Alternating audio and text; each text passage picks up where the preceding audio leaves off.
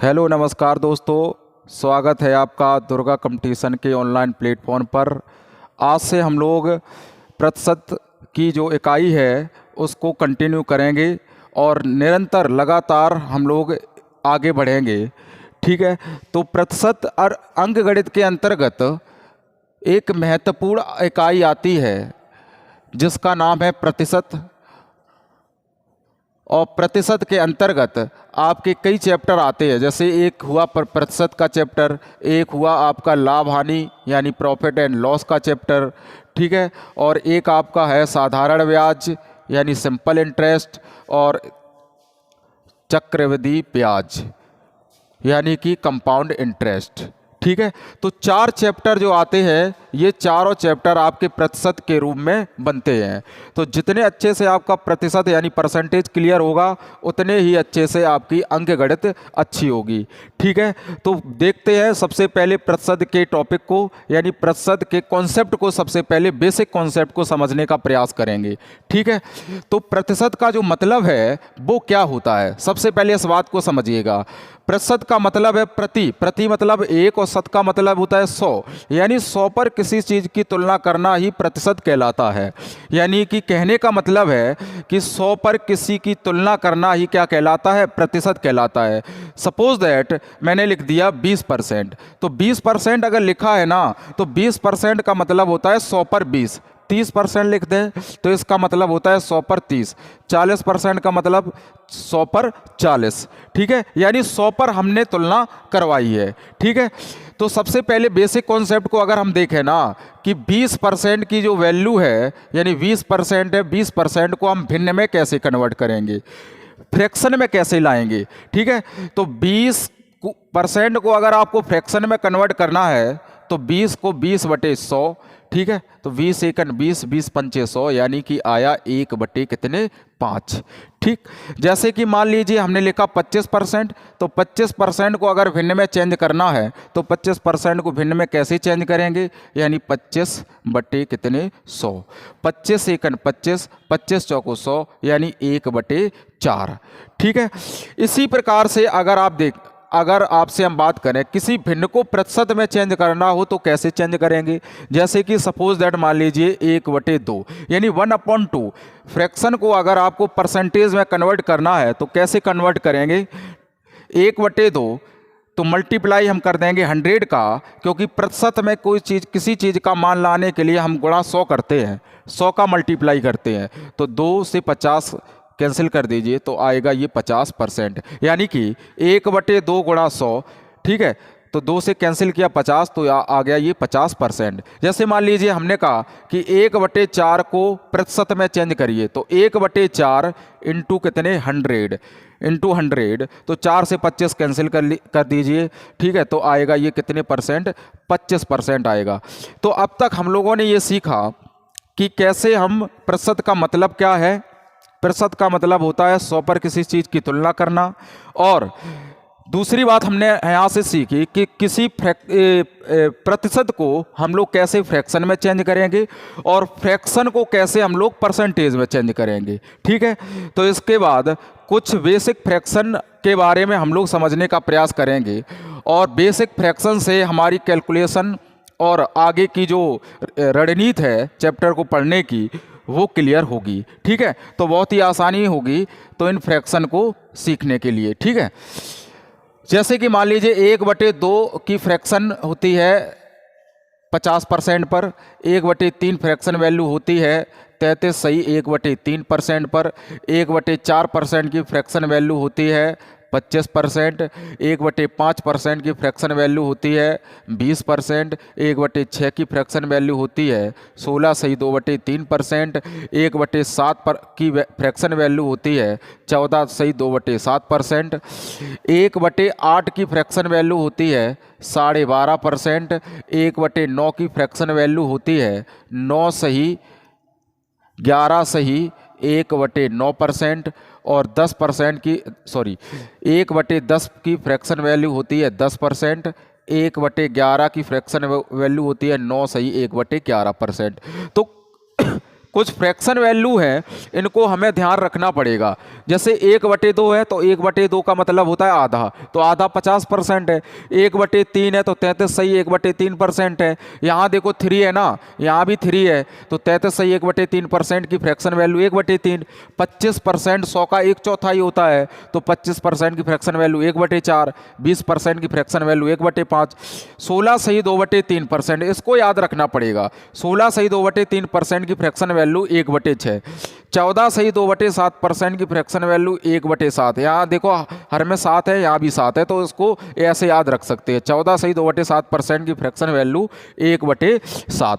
इसी प्रकार यहाँ 1/8 यानी 12.5% की फ्रैक्शन वैल्यू को याद रखेंगे। 12.5% की फ्रैक्शन वैल्यू होती है 1/8। ठीक है। 11 सही 1/9% की फ्रैक्शन वैल्यू होती है 1/9, तो देखो 1/9 है। 10% की फ्रैक्शन वैल्यू 1/10। 9 सही 1/11% की फ्रैक्शन वैल्यू 1/11। ठीक है। तो कुल मिला के इन दोनों वैल्यू को थोड़ा ध्यान में रखना है। 16 सही 2/3% बराबर 1/6 और 12.5% बराबर 1/8। ठीक है। तो इनमें एक संबंध होता है कि फ्रैक्शन वैल्यू को कैसे हम लैंग्वेज के साथ कन्वर्ट करें, यानी कैसे लैंग्वेज के साथ इनको फ्रैक्शन वैल्यू का प्रयोग कर सकते हैं। ठीक है। जैसे कि मान लीजिए हमने लिखा यहाँ 33 सही 1/3%। 33 सही 1/3% की जो फ्रैक्शन वैल्यू है वो होती है 1/3। ठीक है। तो यहाँ पर ये जो 3 है ना, ये होता है वास्तविक मान, यानी रियल वैल्यू, और 1 होता है प्रतिशत परिणाम यानी परसेंटेज रिजल्ट। ठीक है। परसेंटेज रिजल्ट यानी प्रतिशत परिणाम।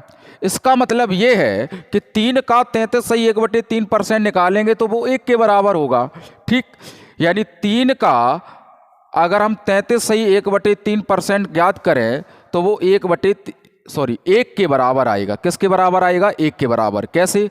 3 गुणे 33 सही 1/3% की फ्रैक्शन वैल्यू 1/3, तो 3 से 3 कैंसिल हो गया, तो कितना आया? मान 1। ठीक है। तो ये यहाँ पर जैसे कि मान लीजिए 5 का 20% 1, 6 का 16 सही 2/3% 1, 7 का 14 सही 2/7% 1। ठीक है। 11 का 9 सही 1/11% 1, 8 का 12.5% बताओ कितना आएगा? 1 आएगा। ठीक है। इनको सवालों में यानी क्वेश्चन में कैसे प्रयोग करेंगे, भाषा के साथ इनका कैसा तालमेल होगा, इनके बारे में सीखते हैं। फिर आगे हम कुछ क्वेश्चंस उदाहरण लेंगे जिनके साथ काम करेंगे। ठीक है। जैसे कि मान लीजिए मैंने आपसे कहा कि a, b से 16 सही 2/3% अधिक है, यानी a, b से 16 सही 2/3% अधिक है। अब a, b से 16 सही 2/3% अधिक है, तो 16 सही 2/3% की जो फ्रैक्शन वैल्यू होती है वो कितनी होती है? 1/6। इसका मतलब है कि अगर हम b को 6 मान लें, यानी 6 का 16 सही 2/3% 1 के बराबर, तो इसका मतलब है 6 पर कितने की वृद्धि? 1 की वृद्धि। यानी कि 6 पर कितने की वृद्धि? 1 की वृद्धि। तो आपने यहाँ a लिख लिया, यहाँ b लिख लिया, यानी 6 पे 1 की वृद्धि। a, b से 16 सही 2/3% अधिक है, तो कौन अधिक है? a अधिक है। किससे अधिक है?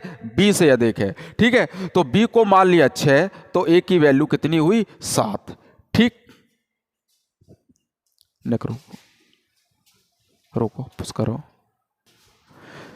यहां से और एग्जाम्पल देखते हैं। जैसे मान लीजिए हमने कहा p, q से 12.5% कम है। p, q से 12.5% कम है, तो 12.5% की जो फ्रैक्शन वैल्यू है, 12.5% की जो फ्रैक्शन वैल्यू है वो होगी कितनी? 1/8। इसका मतलब है 12.5% कम, यानी 8 का 12.5% होगा कितना? 1। तो 8 पर कितने की कमी? 1 की कमी। यानी q को अगर 8 मान लें तो p कितना हो जाएगा? 7। तो हमने p लिखा और q लिखा। ठीक है। p, q से 12.5% कम है। कम कौन है? p कम है। किससे कम है? q से। ठीक है।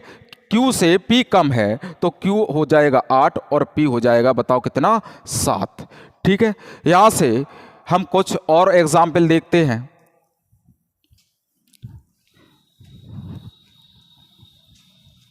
जैसे कि मान लिया हमने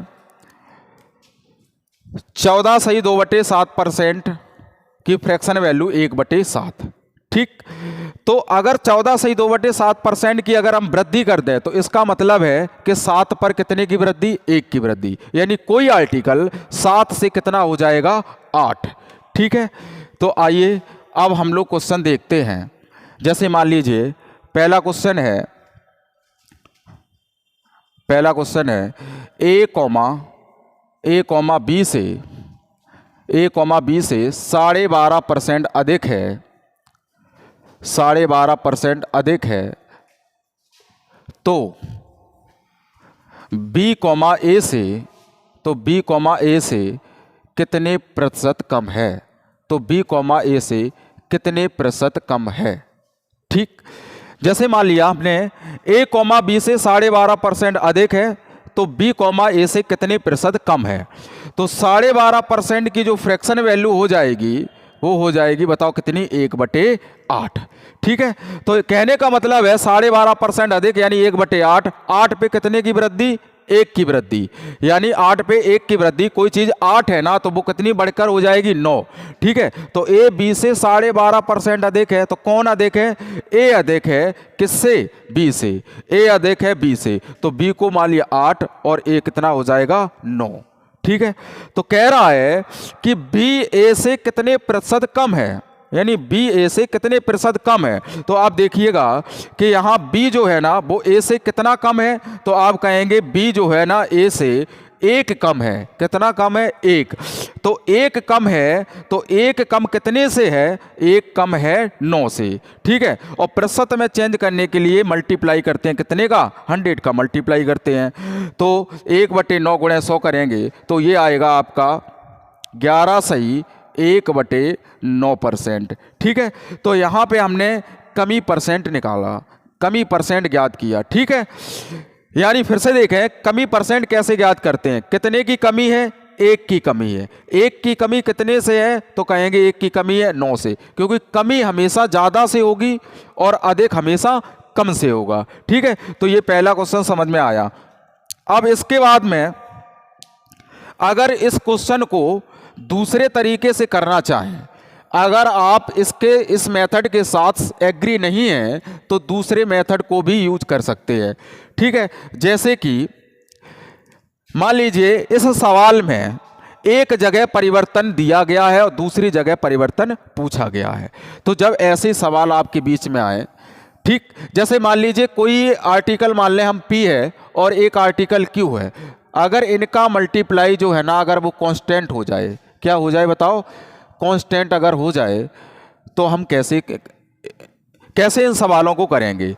यानी कि अगर P में वृद्धि करेंगे तो Q को कम करना पड़ेगा और P में कमी करेंगे तो Q को बढ़ाना पड़ेगा, क्योंकि P मल्टीप्लाई बाई Q ये क्या है? कांस्टेंट है। तो अगर P में वृद्धि करेंगे तो Q कम होगा और अगर Q में कमी करेंगे तो P को बढ़ाना पड़ेगा। ठीक है, इसी प्रकार से हम देखते हैं कि 12.5% यानी 12.5% की जो फ्रैक्शन वैल्यू होगी वो होगी कितनी? 1/8। ठीक है, 12.5% अधिक। अगर 12.5% अधिक है तो यहाँ प्लस कर लीजिए 12.5%। आपसे पूछिए कमी परसेंट क्या है, कमी प्रतिशत पूछा है कि कमी परसेंटेज क्या होगी। ठीक है, तो इस मेथड में आप देखेंगे अंश का परिवर्तन नहीं करेंगे। ठीक है, अंश जैसा का है जैसा का तैसा एजिटेड उतार देंगे। ठीक है, तो 1 अब बटे यहां देखो प्लस है तो 8 और 1 कितने? 9। ठीक है, और परसेंटेज में चेंज करने के लिए गुणा कितने का? 100 का। ठीक है, तो 1/9 परसेंटेज वैल्यू बनाता है, आपको पता है कि 11/1/9%। ठीक है, तो इसका राइट आंसर ये हो 11/1/9%। ठीक है, नेक्स्ट क्वेश्चन देखते हैं यहां से। जैसे मान लीजिए अगला क्वेश्चन कि P, Q से 11/1/9% कम है, 11/1/9% कम है, तो Q, P से कितने परसेंट अधिक है? कितने परसेंट अधिक है। ठीक, तो आइए इस क्वेश्चन को देखते हैं कि P, Q से 11/1/9% कम है। तो 11/1/9% की फ्रैक्शन वैल्यू होती है कितनी, 1/9। ठीक है, तो यानी कि 9 पर कितने की कमी, 1 की कमी। तो हमने यहां लिखा P और लिखा बताओ क्या, Q। P, Q से 11/1/9% कम है। कौन कम है, P कम है। किससे कम है, Q से कम है। तो P कम है तो 9 पे 1 की कमी यानी 8। तो कौन कम है, P कम है, तो P की जगह लिख दिया 8 और Q की जगह लिख दिया कितना, 9, क्योंकि P कम है। ठीक है, तो अब पूछ रहा है कि बताओ Q P से कितने प्रतिशत अधिक है, कितने परसेंट अधिक है। ठीक है, तो यहां से समझिएगा कि Q P से बताओ कितना ज्यादा है, यानी आप वृद्धि परसेंटेज आपसे पूछा गया है, वृद्धि परसेंट। तो वृद्धि परसेंट निकालेंगे, कैसे ज्ञात करेंगे, यानी सबसे पहले देखेंगे कितने की वृद्धि है, तो आप कहेंगे 1 की वृद्धि है। अब 1 की वृद्धि है तो 1 की वृद्धि कितने से है, तो आप कहेंगे 1 की वृद्धि कितने से है, 8 से है। ठीक है, तो 1/8 गुणा कर दिया कितने का, 100 का। 1/8 परसेंटेज वैल्यू बनाता है 12.5%। ठीक है, इस सवाल का आंसर ये होगा 12.5%। ठीक, अगर मान लीजिए कोई किसी को ये वाला मेथड जो है ना, अगर इस मेथड के साथ ये मेथड अगर सही नहीं लगा आपको, तो दूसरा मेथड भी आप देख सकते हैं। जैसे कि 11/1/9% बराबर 1/9। तो P, Q से 11/1/9% कम है, यानी कमी परसेंट सवाल में दी गई है और वृद्धि परसेंट पूछी है। तो वृद्धि परसेंट आप कैसे निकालेंगे, वृद्धि परसेंट पिछले वाले सवाल में भी हमने देखा कि यहाँ पिछले वाले सवाल में भी इस तरीकों को हमने देखा, वही कॉन्सेप्ट सेम इसमें अप्लाई करें। 11/1/9% की कमी, तो 1/9 यहाँ पे आपने लगा दिया क्या, माइनस। मैंने बोला था कि अंश में आपको कोई छेड़छाड़ नहीं करनी है, 1/, अब यहाँ माइनस लगा है तो 9 में से 1 कम करते हैं, कितना आएगा बताओ, 8 आएगा। ठीक है, मल्टीप्लाई बाई 100 कर दें, 1/8 परसेंटेज वैल्यू बनाता है 12.5%। कितनी, 12.5%। तो इस मेथड से भी इस प्रकार से इसको सॉर्ट आउट कर सकते हैं। ठीक है, यानी कि कोई भी क्वेश्चन हो ऐसे सवालों में जहां एक जगह प्रतिशत वृद्धि दी जाए, ठीक है, दूसरी जगह प्रतिशत कमी पूछी जाए, या आप कहें कमी दी जाए वृद्धि पूछी जाए। ठीक है, तो इन सवालों को इस प्रकार से हम कर सकते हैं। जैसे कि नेक्स्ट क्वेश्चन देखते हैं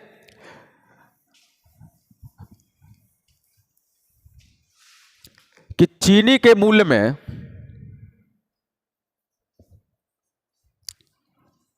33/1/3% की वृद्धि कर दी जाए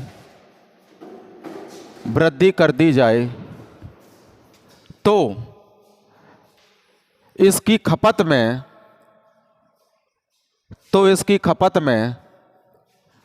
कितने परसेंट कमी करनी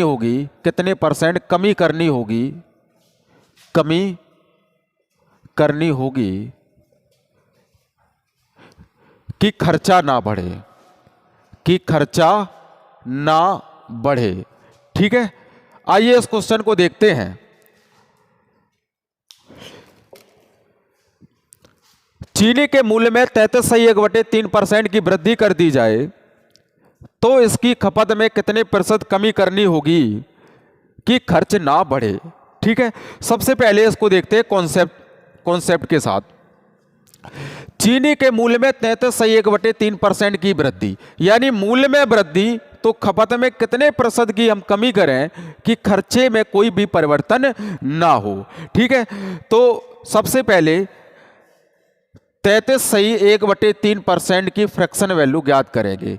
कितनी होती है भाई, 1/3। 3 होती है। ठीक है, इस सवाल में भी एक जगह आपसे वृद्धि पूछी है, वृद्धि दी गई है, सॉरी वृद्धि दी गई है और आपसे पूछा है कितने % कमी है। ठीक है, तो यहाँ पे आपको वृद्धि दी गई है 33 सही 1/3% की वृद्धि, इसकी फ्रैक्शन वैल्यू होती है 1/3, तो आपने लिख लिया यहाँ प्लस। ठीक है, 1/3। अब आपसे पूछा गया है कमी % क्या है, तो कमी % बराबर न्यूमरेटर यानी अंश को जैसे का तैसा लिखेंगे। अब यहाँ प्लस है तो 3 और 1 कितने 4, परसेंटेज में चेंज करना है तो मल्टीप्लाई करेंगे 100 का। अब 4 से कैंसिल कर दें, 4 से 100 कैंसिल कर दें तो होगा आपका 4 दूनी 8, 4 पंचे 20 यानी कि 25%। ठीक है, तो इसका आंसर होगा 25%। अगर दूसरे तरीका से अगर हम देखते हैं दूसरे मेथड से, तो दूसरे मेथड से इस प्रकार इसको सॉर्ट आउट कर पाएंगे। अगर मान लीजिए मूल्य जो है ना, मूल्य में 33 सही 1/3% की वृद्धि होती है, इसकी फ्रैक्शन वैल्यू 1/3 है, 1/3 है, तो इसका मतलब है 3 पे कितने की वृद्धि 1 की वृद्धि। ठीक है, यानी पहले मूल्य होगा 3, फिर मूल्य बढ़कर कितना हो जाएगा 4। ठीक है, तो यहाँ पे जो प्राइस जो है ना, जो मूल्य है वो 3 से हो जाएगा, बताओ कितना 4। ठीक है, तो जो खपत है आपकी वो हो जाएगी 4 से कितनी 3, क्योंकि अगर खर्चा सेम है, अगर खर्चा सेम है तो जो मूल्य का रेशियो है खपत के रेशियो का क्या होगा, उल्टा होगा। ठीक है, तो मूल्य का रेशियो खपत के रेशियो के विपरीत होगा। जैसे कि मान लीजिए अगर इस बात को हम प्रूव करना चाहें तो ऐसे प्रूव कर सकते हैं। मान लीजिए एक रेट है, किसी आर्टिकल का रेट है 10 रुपये, 10 रुपये, मान लीजिए 10 रुपये प्रति केजी। ठीक है, दूसरा रेट मान लीजिए हमने मान लिया 15 रुपये प्रति केजी का। मान लीजिए खर्चा है आपका, टोटल जो खर्च करने हैं पैसे वो खर्च करने हैं 30 रुपये, यानी खर्चा केवल 30 रुपये ही करना है। ठीक है, अब एक रेट है आपका 10 रुपये पर केजी का, दूसरा रेट है आपका 15 रुपये पर केजी का। तो 30 रुपये में 10 रुपये प्रति केजी के हिसाब से आप कितने किलो आर्टिकल खरीदेंगे, तो आप कहेंगे कितने किलो खरीदेंगे, 3 केजी खरीदेंगे। 15 रुपये पर केजी में 30 रुपये खर्चा करना है, 30 ही रुपये, तो 15 रुपये पर केजी से कितना लेके आएंगे, तो आप कहेंगे 2 केजी। ठीक है, तो आपके मूल्य ये है, मूल्य है 10:15 और खपत आपकी जो आएगी कंजप्शन जो है ना वो 3:2 का। ठीक है, तो 5 दूनी 10, यहाँ से देखेंगे 5 तिया 15 है, यानी मूल्य का रेशियो 2:3 आया, खपत का रेशियो कितना है 3:2, यानी मूल्य का रेशियो खपत के रेशियो का विपरीत हो गया। कब, जब खर्चा सेम है। तो वही चीज हमने यहां लिख दी कि मूल्य जो है ना वो मूल्य है 3 से 4, तो खपत हो जाएगी 4 से कितना 3। ठीक है, तो खपत में कितने की कमी आई, बोल रहा है कि खपत में कितने % की कमी करनी होगी, तो खपत में हमें 1 की कमी करनी होगी। 1 की कमी बताओ कितने से, 4 से। ठीक है, गुणा कर देंगे कितने का, 100 का। ठीक है, 4 से कैंसिल कर दीजिए, ये आएगा कितने %, 25% के बराबर आएगा। ठीक है, नेक्स्ट क्वेश्चन देखते हैं।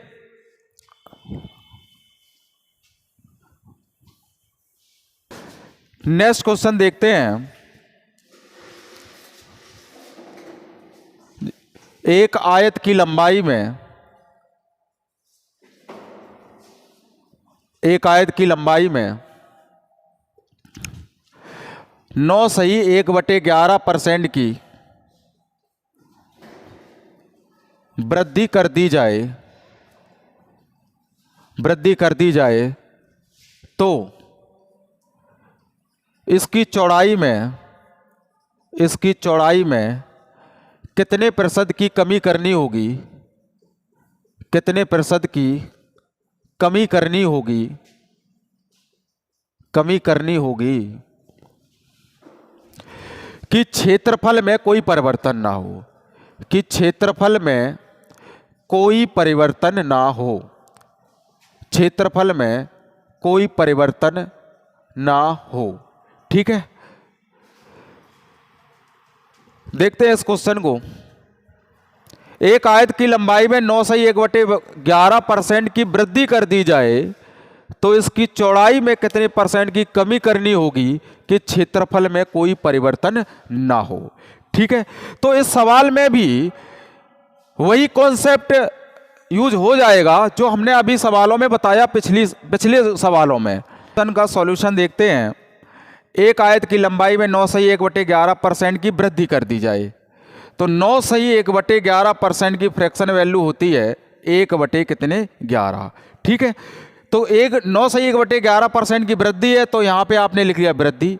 आपसे पूछा है कितने परसेंट चौड़ाई में कमी होगी। ठीक है, तो एक जगह वृद्धि परसेंट दिया गया है और दूसरी जगह कमी परसेंट पूछा गया है।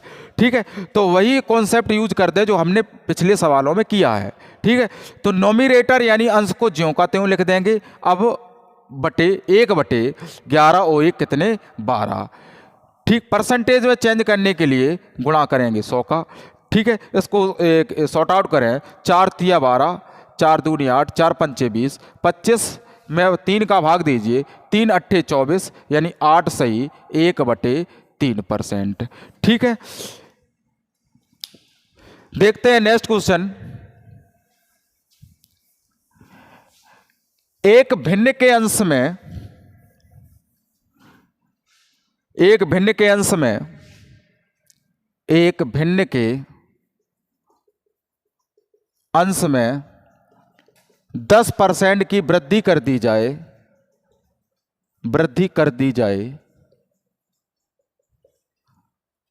तथा हर में 20% की कमी कर दी जाए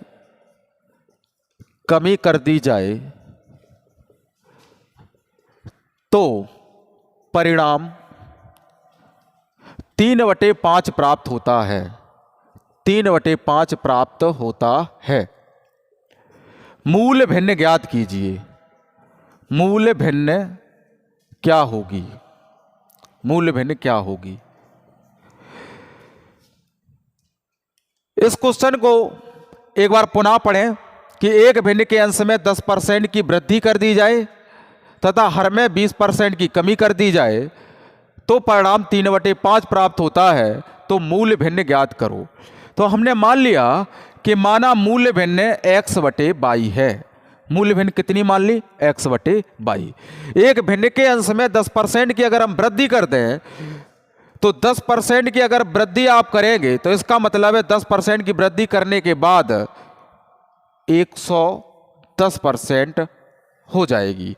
जैसे मान लीजिए 10% की अगर कमी करें तो इसका मतलब है 90%। ठीक है, अगर मान लीजिए 5% की वृद्धि करें तो इसका मतलब होगा 105% और 5% की कमी तो 95%। ठीक है, तो अगर भिन्न के अंश में 10% की वृद्धि कर दें यानी जो अंश है ना वो 10% बढ़ जाएगा तो अंश पहले था x, अब हो जाएगा x का 110%। ठीक है, यानी कि x में 10% की वृद्धि करें तो x का 110%। हर में 20% की कमी तो हर पहले था 22, अब जब 20% की कमी करेंगे तो 22 का 80%। परसेंटेज की गणना हमेशा 100 पे करते हैं। जैसे कि 20% कमी अगर है तो 100 में माइनस करेंगे 100 - 20। 20% वृद्धि है तो 100 में प्लस करेंगे कितना 20। ठीक है, तो अब अंश हो जाएगा x का 110%, y का 80% हर।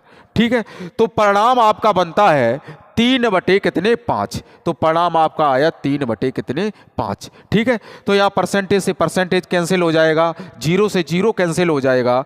x/y बराबर 3/5। जब ये 11/8 का पक्षांतर होगा तो पलट जाएंगे 8/11। ठीक है, 8/11। इसका मल्टीप्लाई कीजिए। 8 तिया कितने 24 और 11 पच्चे कितने 55। ठीक है, तो इस सवाल का ये आंसर होगा 24/55। तो प्यारे बच्चों, आज के लिए बस इतना ही रखते हैं। हम लोग अगले वीडियो में इसी के आगे कंटिन्यू करेंगे। तो सबसे पहले जो हम लोगों ने जो चीज़ें पढ़ी हैं ना इनको रिवाइज करें और वीडियो को आप देखें। अगर वीडियो आपको अच्छा लगा तो प्लीज़ सब्सक्राइब करें और शेयर करें। ठीक है, जय हिंद, नमस्कार।